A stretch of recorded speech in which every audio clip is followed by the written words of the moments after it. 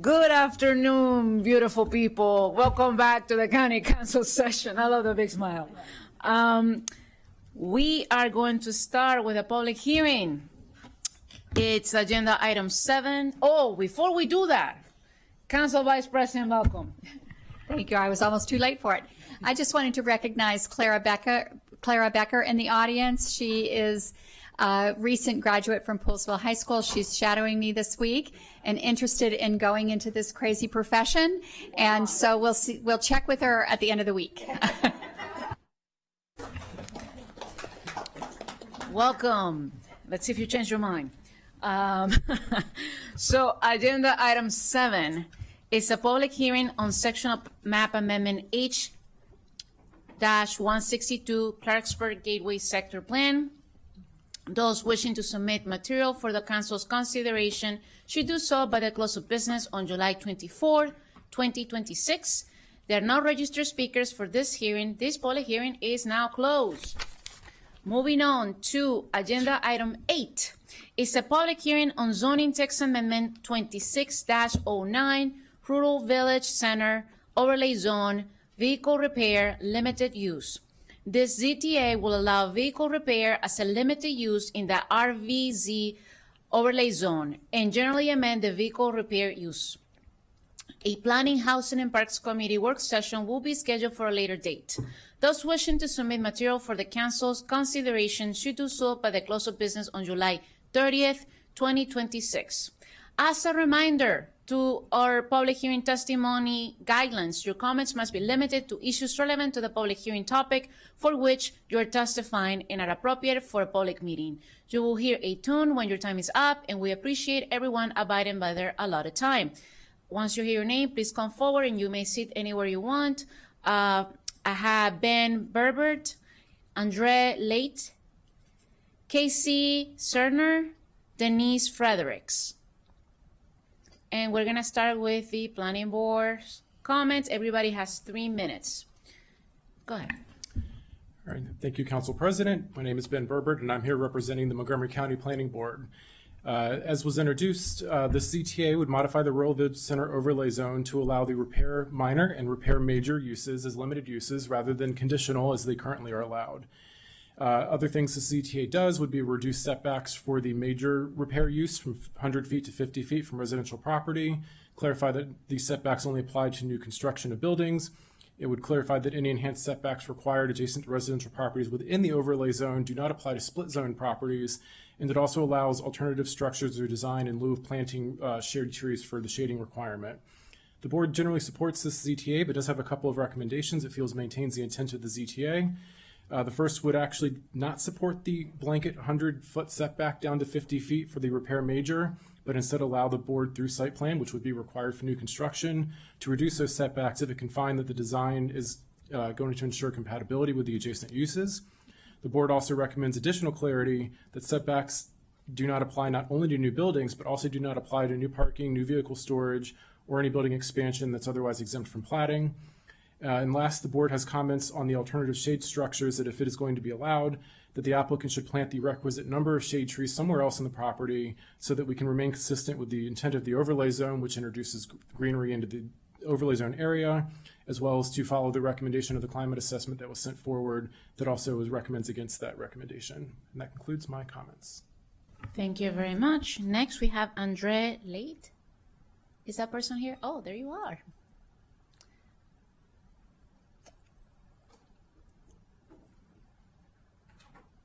It is at the bottom. If you can turn it on, there you go. Go ahead. There you go. So my name is Andre Late. I have being a resident of Montgomery County for over 21 years after living here for a few years before. Even went to Rockville High School, so I'm very local. But I have been a client of the Wilnick Auto that's applying for the zoning since 2005, and over 13 cars later, for my family, I have been serviced my vehicle there. Wilnick is reliable, and they are needed for this community. I haven't seen any other, and I checked shops like that. They are LGBT friendly, so they are the only ones. Woman one minority, and even most recently, they found a Mr. Agnostic that would cost me over $2,000 from a dealership for a new car, and they were fair enough. They could just have the service, charge me, but they didn't. I actually am the real estate agent that assisted Will Nick on the purchase of the property, and I did my research, and that was already a car shop in the back of times. There are pictures, I believe, during the zoning process, and I understand very much about zoning, and I have worked with that for many years. So, over 10 years at this point. Even consulted with attorney is the case before even to purchase the property, knowing that it shouldn't be about rezoning. This is already was what it was. The community needs that because there's nothing in that area that's reliable, that's as big, that we don't even have body shops in that area, okay? So what the zoning community is doing and requesting, it's, in my view, actually beyond necessity. There's trees around the property. There is already existing impervious area that's not supposed to be expanded at this point, and understanding that requiring trees for the understanding of the location where you have a car place, you don't want sap, you don't want birds on, leaving things on top of your cars when you are a service. So requiring changing setback on something that's existing is just not friendly to a small business that could actually bankrupt to be required to do such a change in the environment to limit their ability to perform their service to the community. And in a fairness to the community, there are others in the area that will be actually receiving qualification to actually put competition there. And there are other people there under competition renting property next to their property that are not required to any zoning. They are not required to go through any of this process, right? So also, Monica has not received any penny, as many have told me in the process of me verifying, talking to neighbors and things. They all believe she got a big credit advantage on SBA loans and any of that. No, this is all her hard working for many years, service to the community. Thank you. Next, I have Casey Cerner. Yes, good afternoon, Council President Fanny Gonzalez and Vice President Balcom, and members of the Council. For the record, Casey Cerner with the law firm of Miles and Stockbridge on behalf of my client, Wilneek Auto Body and Mechanical Repair. And I'm here to urge the Council to adopt ZTA 2609 with the Planning Board's recommended amendments. And this ZTA does three important things in the Rural Village Overlay Zone, or as we call it, the RVC. It makes vehicle repair, major and minor, a limited use rather than a conditional use for those properties with a mixed-use base zone. It refines development standards to allow for uses such as auto repair to occupy and use the older existing buildings and parking facilities that are inherent of the RVC. And it also allows for alternatives to trees for shading parking facilities because trees do not mix with auto repair uses. Trees create a risk of damage to customer vehicles, which can impact a business's insurance and ultimately its ability to operate. These changes advance economic development by removing a costly zoning process that acts as a financial hardship and barrier to entry into the RVC for small vehicle repair businesses. It also advances public policy by expanding much-needed services to residents in the more rural, auto-dependent areas of the county. My client, Wilneek, is a small family-owned and operated auto repair business, and Miss Monica Costa is in the audience today, who's the owner. For Wilneek, the ZTA means its continued operation from property within the Darnestown RVC. And because the ZTA removes the zoning barrier, preventing issuance of its pending permits. Wilneek also supports the Planning Board's recommended amendments to ZTA 2609 as introduced. Because the Planning Board's recommendation letter is in transit, I want to highlight its recommended setback amendment. That amendment strikes lines 44 and 45 of the ZTA as introduced and adds the following language at line 46, which I quote, the setbacks under sections 3, 5, 13, E and F apply only to new parking facilities, vehicle storage buildings, or expansions to existing buildings that do not qualify for an exemption from platting or site plan as described in this section below. The Planning Board may modify setbacks for new buildings, parking facilities, vehicle storage, or expansions that do not qualify for an exemption if it finds that modified setbacks are sufficient to provide compatibility with adjacent uses and meet the intent of this overlay zone. So this allows for context-sensitive design by providing flexibility for the Planning Board to modify the auto repair use setbacks in certain circumstances. The planning board also provides that alternative shade structures may be used if otherwise required if the number of trees are planted on site in a different location, which will help balance the equities and protect the auto repair business. So we support that amendment as well. So I appreciate your consideration of my comments and support of the sponsor and co-sponsors of this CTA, and I'll follow up this hearing with a letter into the record. So thank you.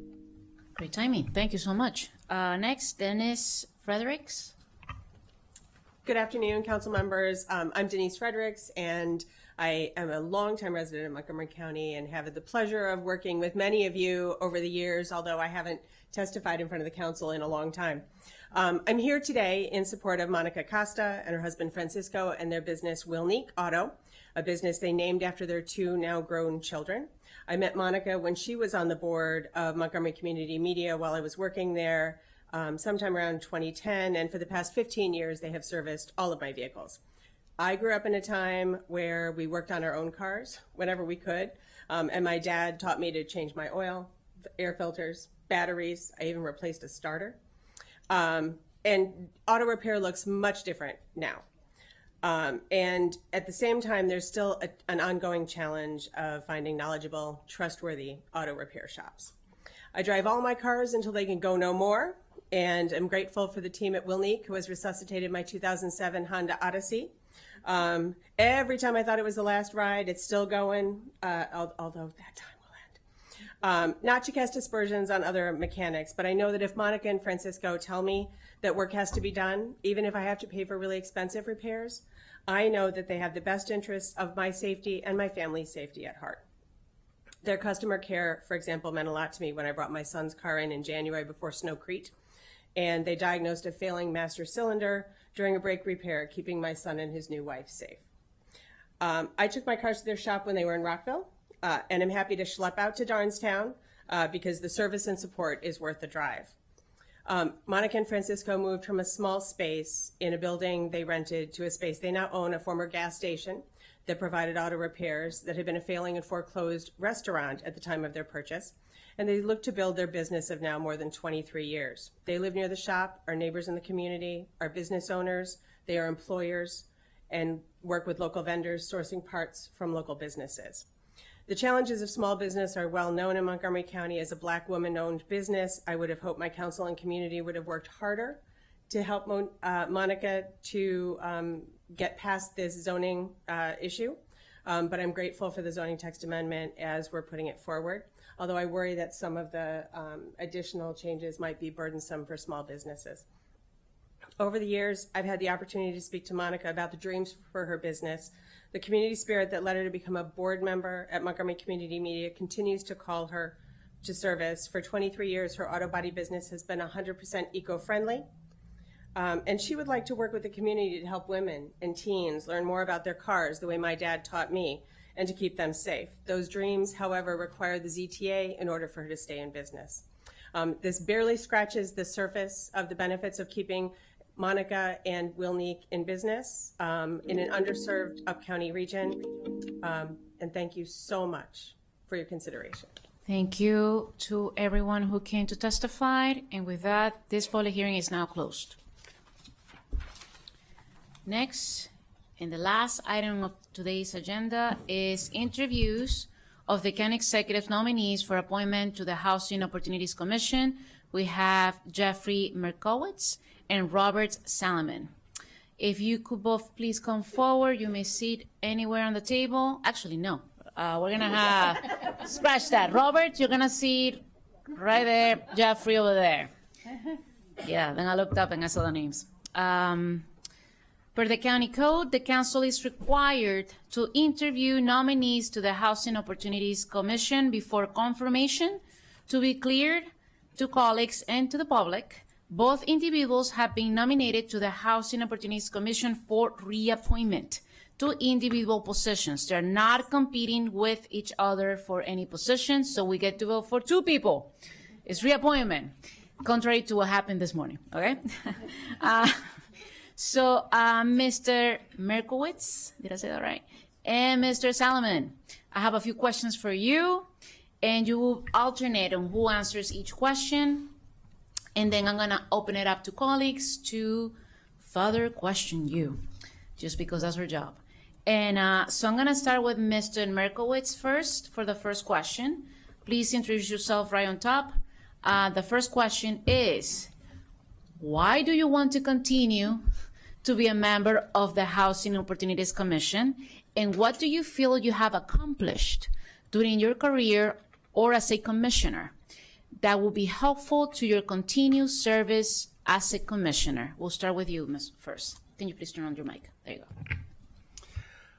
First off, thank you. I'd like to thank the council for the opportunity to interview to continue as an HOC commissioner, as well as the county executive for nominating me. Separately, both as a commissioner and as a constituent, I'd like to express my appreciation to the council for its attention to and its focus on affordable housing. My reasons for wanting to continue as a commissioner have to do with my lifelong interest in issues of housing and poverty, especially homelessness. These and other community development issues have been the focus of my career. I currently serve as a senior advisor at the U.S. Department of the Treasury's State Small Business Credit Initiative, and prior to that at the CDFI Fund, that's a Community Development Financial Institutions Fund, where I served for 9 years. These are both programs that support financing for a variety of community development activities, including affordable housing. Prior to that, I handled housing issues for U.S. Senator Barbara Boxer and crafted her legislative response to the foreclosure crisis, as well as the longstanding affordable housing crisis in California. This included leading successful efforts in the Senate to push the Federal Housing Finance Agency to fund the Housing Trust Fund and the Capital Magnet Fund. I also worked previously for a certified CDFI in California that was engaged in financing affordable housing development as well as small business lending. I will add that although most of my experience has been at the national level, having grown up in Maryland and living in Montgomery County for nearly 20 years now, I have appreciated the opportunity as an HOC commissioner to apply my experience and knowledge to the larger community in which I live. During my time as a commissioner, I have helped the HOC navigate the COVID pandemic, of which we continue to feel the effects, develop a 5-year strategic plan, and expand our holdings of both naturally occurring and newly developed affordable housing in areas of opportunity, while also pushing for deeper affordability and high levels of service for our residents. I'm honored to have been elected as vice chair of the commission by my fellow commissioners for the last 3 years, and I serve on both the Development and Finance Committee as well as the Budget, Finance, and Audit Committee. Thank you so much. Next, we're going to have Mr. Robert, known as Robin Solomon. My parents were uniquely uncreative. They knew they were having a girl named Robin, and they couldn't find a way around it. Thank you for your time today, and it's an honor to be here. I have decades of experience developing affordable housing in different regions of the country, not in Maryland, so I don't have a conflict. I'm an unusual commissioner in that there are other developers who have deep affordable housing experience, but they would have conflicts. I do not have conflicts. In my 3 years, I've worked with the staff on making contacts that I have that may be useful to them in developing deals. I've offered comments and suggestions on structures of transactions and offered my thoughts on structuring private partnerships with private developers. I've dealt with a panoply of federal programs to date myself. Some of them don't exist anymore. I've also dealt with many local jurisdictions and interesting programs they have that may be of use to the county as you consider housing policies. But I think my unique experience among my fellow commissioners is transactional and how to preserve affordable housing. And I've enjoyed working with the staff. We don't always agree, but that's okay. And my fellow commissioners, and we often agree, and sometimes we don't agree, but that's okay. And so I'd like to continue in that service, if possible, with your permission and your consent, because I think my background and my experience is unique, and I can continue to be a useful member of the commission. Thank you. Thank you for that. Second question, and we're going to start with Mr. Solomon to answer that first. What do you see as important issues facing the Commission during the next 3 to 5 years? What new initiatives would you like to see the HOC undertake during your potential new term as a Commissioner? We are in an era of trickle down, and we know about trickle down economics, which from the Reagan administration, that's not what I'm talking about. I'm talking about federal resources being scarce. CDBG home funding has been flat in actual dollars the last 3 fiscal years, which means it's a cut. The federal government's primary housing development program, multifamily housing development program, is the low-income housing tax credit. It is in great demand. Demand way exceeds supply. Using the low-income housing tax credit through volume cap, multifamily housing bonds. Almost every state is now at their limit, and so they're having to make choices that are difficult. Those resources are scarce. The most recent housing bill loosens some of those restrictions a little bit, but there's not going to be a flood of new equity, I don't think, into the marketplace with the low-income housing tax credit. CDBG is already tight, you know that better than I do. But the problems with the feds trickles down to the states, trickles down to you. I'm not going to, you know more about that problem than I do, of course. I think it's terribly important for HOC to step back and look at what's the highest and best use of capital for its programs, working hand in hand with the county. Many of our developments, if not all, rely in one way or another on county support. I think we need to step back as commissioners with senior staff and look at our 3 principal development activities. Our scattered site portfolio, which often could use some help, acquiring existing multifamily properties that are for sale and adding affordability restrictions as an option. Those properties can be purchased at prices less than their mixed income, new construction developments that HOC undertakes, and then that latter part of this, the 3-legged stool of the mixed income new construction properties that either HOC takes on by itself or with private partners. And I think we need to step back working with the county and the new county executive, possibly the new county executive, and look at the county's resources, HOC's resources, which of those 3 different development activities are most important. It's not to say one of those legs of the stool needs to be cut out. It's not a zero-sum game, but where is the best and the highest and best use of our scarce capital? And I think it's worthy of consideration. The mixed income developments change neighborhoods dramatically. They're also infinitely complicated, take a long time to get to a closing, take a long time to build. The cost per unit can be the high 300s. It's not to say we shouldn't be doing that. But if we can buy properties, as we have already recently in Bethesda, existing multifamily properties, naturally occurring affordable housing, which Jeffrey mentioned, I kind of laugh at naturally occurring affordable housing. It's another way of saying properties that aren't well taken care of.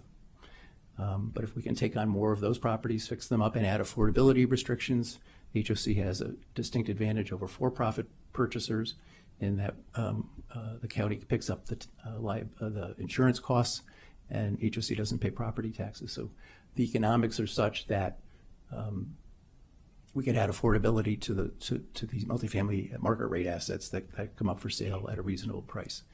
And then the scattered site portfolio, I think, needs to be addressed and has been addressed through some interesting programs. So I think that's the biggest issue facing HOC and the county. My experience has been in a variety of states, watching housing authorities in local jurisdictions fight and watching housing authorities and local jurisdictions work together. And when it works well and they work together, more gets done. It's just common sense. But often that's not the case. There is a very integrated relationship between HOC and our county. And I think together with the new administration coming in, it's very much a worthwhile undertaking to step back and say, where should we really focus? Again, not to the exclusion of other activities, but what's our top priority? Thank you. Thank you. Next, Mr. Merkowitz. Some similar themes, but I guess for me, the most important issue facing the Commission over the next several years and really into the foreseeable future continues to be expanding the supply of affordable housing in the county and providing the space and opportunity for our residents to thrive. The most challenging part of that is how to pay for it. As mentioned, we continue to feel the effects of the pandemic, including through ongoing inflation that has increased the cost of construction, as well as a high interest environment that has raised the costs of borrowing. Combined with the reduced rental revenues that we have experienced since the pandemic, while we continue to push a backlog of lease enforcement through the courts, not to mention challenges with the federal government, these issues have made the job of providing affordable housing all the more difficult. Our challenge over the next several years will be finding solutions to these obstacles so that we can continue to meet the affordable housing needs of the county, especially for residents at the lowest levels of income, a population with the greatest need, but also requiring the greatest amount of subsidy. The Housing Production Fund, which the Council continues to support, has been an essential tool in meeting this challenge at the early stages of development. One area that could be explored is whether a similar reliable pool of lower interest funds could be provided for the longer term permanent financing that comes afterwards. Thank you. The third question, we're going to start with you, Mr. Markowitz, and it's, how would you continue to integrate racial equity and social justice concepts into the work of the Commission to address disproportionate impacts of housing policies and partnerships? So when I first appeared before the Council in 2020, I mentioned that I was a strong supporter of the boundary analysis that was being conducted by MCPS, but that I did not believe that desegregation should be the job of schools alone. If we really want to desegregate the schools, we should be doing more to desegregate our neighborhoods. Location and access to services is a major consideration for me, especially when thinking about racial equity and social justice. Transit-oriented development is critical in providing lower-income residents access to public transportation, jobs, and other services. So is location in terms of proximity to high-performing schools and other areas of opportunity, as Harvard researcher Raj Chetty has written about, especially for family-sized units. Thank you. Mr. Solomon? I've spent a lot of my career fighting NIMBYs. NIMBYs, as a developer, is the number one constituency to oppose. The more we can work on projects in high rent areas where affordable housing can be added, I think is an important goal.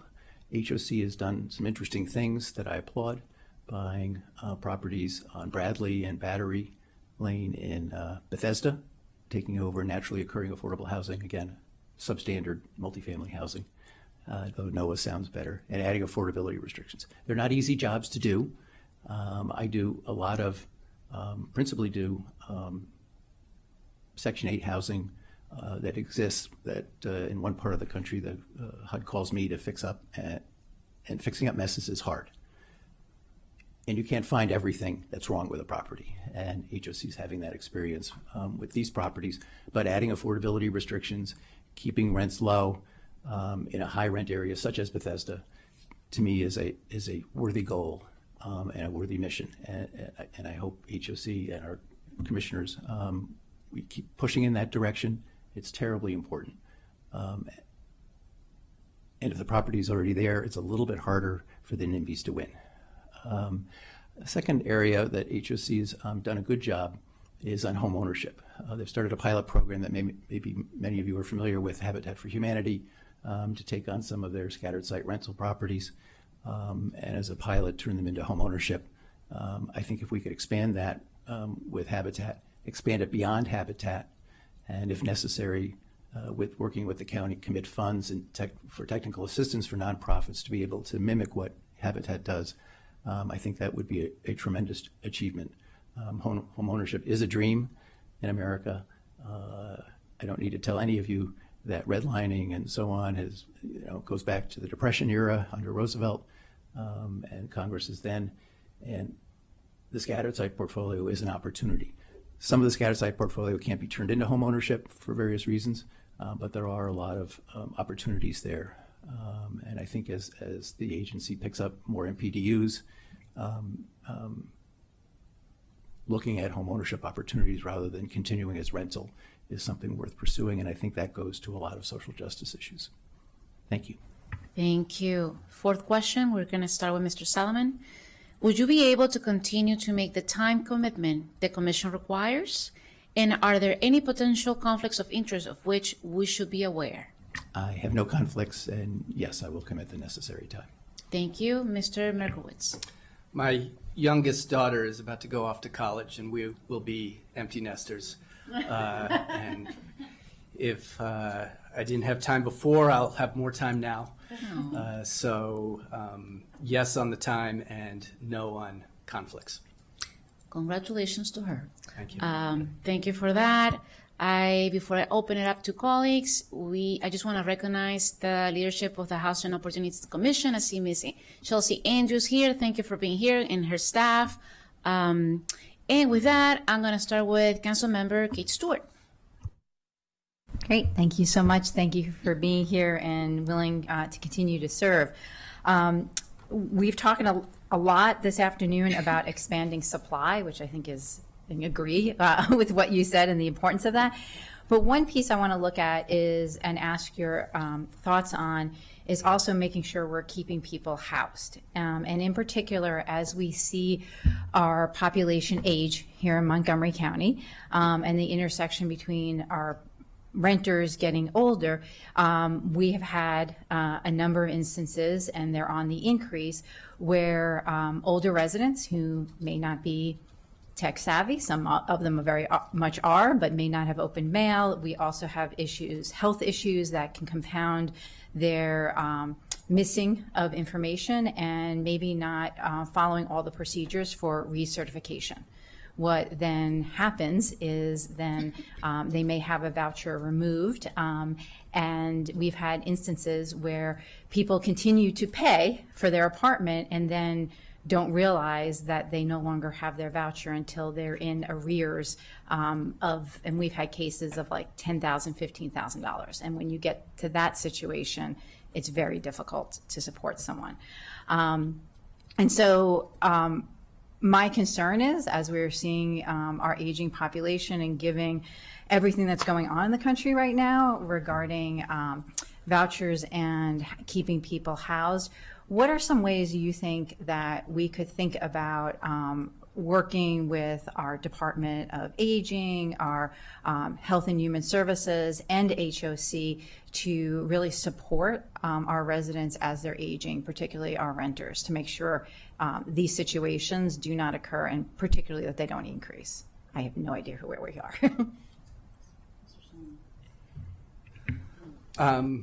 No, thank you for the question.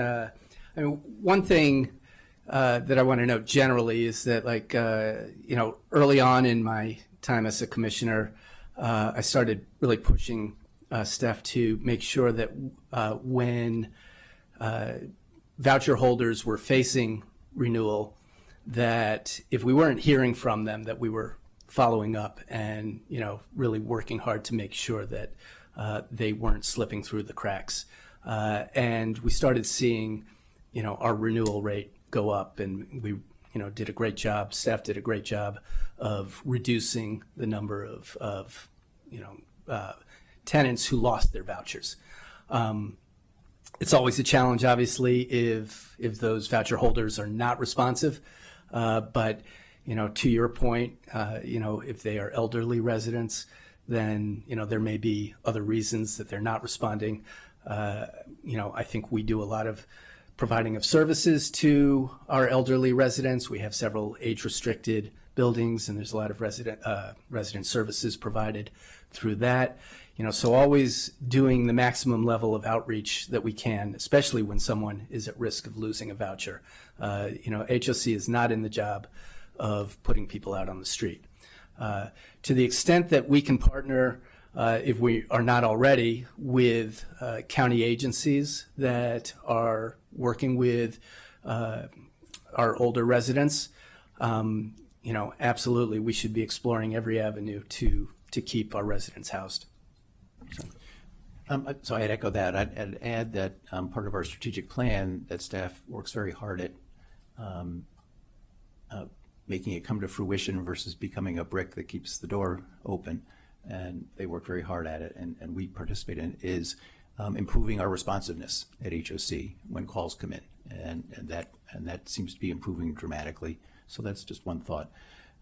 Stepping back a little bit, HOC has a raft of social services. We're taking over a property in Indianapolis. Indianapolis has an interesting program. If you as a private developer go to Indianapolis and get tax relief or partial property tax relief, you have to have social services provided and serve a minimum number of the tenants. We have an MPDU requirement.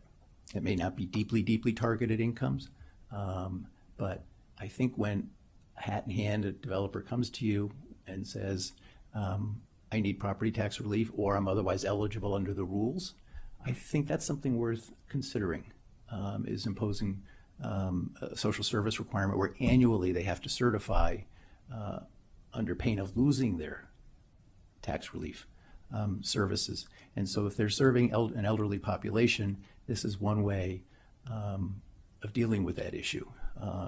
And so we're taking over from a disgraced developer whose HUD's throwing out of the business. And of course they haven't provided any services but the city didn't lose any money. We're coming in, of course, we want to get the tax relief, so we're developing a social service program with local providers. And so it's an interesting idea versus just saying, okay, you're doing whatever you're doing, and the deal doesn't work, we'll give you tax relief. Again, it's a very superficial comment. I don't know all the details of every project and what you have to do to get property tax relief. But that's something that I found very interesting in Indianapolis, and I commend that to your thinking. Thank you for the questions. I just want to highlight, it's not part of your interview, but I feel like I had to say it. We did receive, as a council, a letter from HOC last week on the situation with the vouchers and the federal government. I know it's not their fault, but I wanted to put it on the record that we are monitoring that situation, and I'm sure it's going to come up at some point at any of the PHP sessions in the fall, maybe. Not looking at the chair. But I just want to make sure that's on the record, and thank you for that letter. Next, I have Councilmember Kristen Mink. Thank you both for your work on the commission and for continuing to put yourselves forward for this challenging work in a challenging environment. As you've mentioned, and amongst other tensions, we are operating under a federal government that has goals that not only don't align with us in many cases, but they also directly conflict with our goals and values as a county in many ways. And I have read some of the HUD memos which provide quote unquote suggestions as to how public housing authorities can save money, and they're disturbing. It of course makes all of our jobs significantly more difficult. And I agree that we need to take a moment to reevaluate our strategies and our priorities as we operate in this difficult environment. We do need to make sure that we are a step ahead of them, not a step behind them. One of the ways that we can strengthen our position, and I think the previous question from Councilmember Stewart alluded to this somewhat, is by improving our communication and our collaboration. We need to be operating as a team. We need to be shoulder to shoulder. So I'm going to ask you just 3 yes or no questions about whether you would support this method of improving that collaboration, and then give you time to speak to it. Will you support having executive branch staff participate in HOC meetings for briefings and discussions in the early stages of negotiating major development deals, including substantial renovation projects, to review projects which are behind schedule or experiencing financial challenges, and biannually to review the voucher program and any potential opportunities for adjustments and collaboration to increase voucher utilization. And I think we're going first to Mr. Selman. Yes, I would support all of that. As I said earlier, the county and HOC are intertwined. We can't do a lot of what we do without the county. I'm hoping the county appreciates what HOC does. Doesn't mean the two entities always agree, but in a time of limited resources, we just have to be interacting. And as you fund properties with direct cash or through the benefit of no taxes being paid by HOC-owned properties, of course, the county deserves to hear what's going on, the good and the bad, and you should be briefed regularly on projects that are succeeding and also are struggling. And nobody's perfect. I've got my own property, I've got one too that has to be fed, so no one does perfect work. But with that understanding, it's only a plus to engage the county actively. And in terms of regular briefings on the voucher problem, which is a real problem, I can't think why we wouldn't want to support your idea. Absolutely. Thank you. I appreciate that. And noting, of course, that there are communications, of course, that take place, between HOC and the county executive, HOC and the council, and as well as, commissioners, but having a space and making sure there's opportunities for the executive branch to be with the commissioners as well as HOC together and having those conversations and making sure that is happening regularly, I think I agree with you, would be a benefit. Will you request immediate communication from HOC staff to commission members, the council, and the county executive when the federal government has taken or threatened to take actions against HOC? Of course, not something that we would previously have wanted to have to think about, but that is the environment that we're in now. Yes, absolutely. Thank you. Will you communicate with the county executive and the county council if you make requests for information of HOC staff which are not answered in a complete and timely manner? Absolutely. Thank you. Is there anything else that you'd like to add on the importance and potential benefits of improved communication and collaboration across HOC, the commission, the council, and the executive branch? You've spoken a lot to it, but So I've addressed that. So thank you. Thank you very much. Same questions for you, Mr. Merkowitz. Will you support having executive branch staff participate in those meetings and briefings for the topics named? Yeah, I mean, I broadly agree with Robin. I think, look, the county is our most important partner. And so, of course, strong communication between HOC and the county is essential. In terms of participation in meetings, all of our meetings are public and, open. County staff is always welcome to appear. I think if there are meetings, additional meetings that we need to have, I know our staff is in regular communication with the county, and if there are ways that communication needs to be improved, then absolutely support that.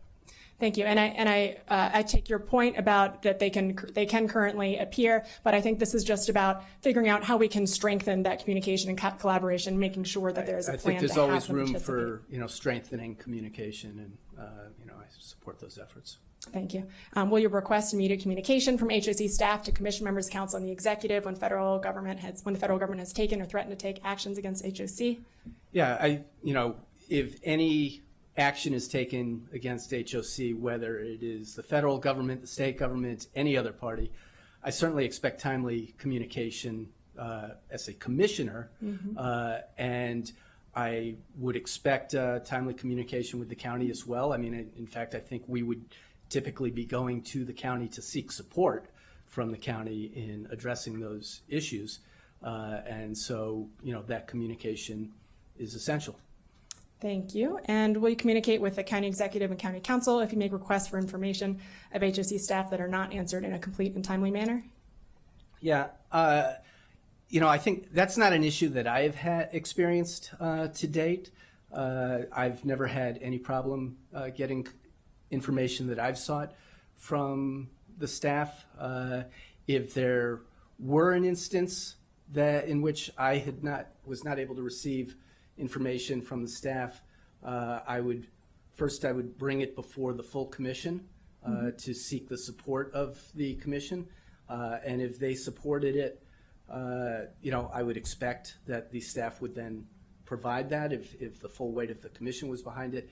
If, that still were not successful, I think the commission has the tools to, deal with the president or anyone who is withholding that information.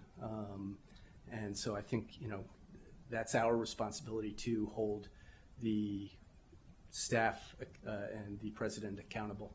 And I think that last point is a good one. Thank you. Thank you. We're going to move on with Councilmember Lori Sells. Thank you, Madam President, and thank you to the candidates. I did have specific questions for each candidate. We can start with Mr. Solomon. Is that okay? All right. Thank you, Mr. Solomon.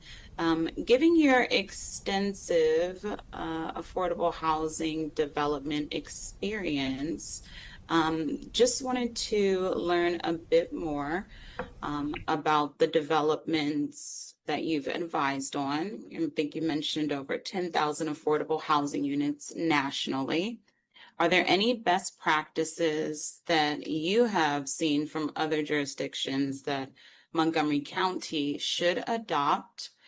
And then giving your experience coming back and wanting to ensure that we're also looking at outcomes. I know that increasing our affordable housing supply is important, but in your opinion, what has HOC done to reduce barriers for families trying to move from subsidized housing into home ownership or greater economic independence? I mentioned one program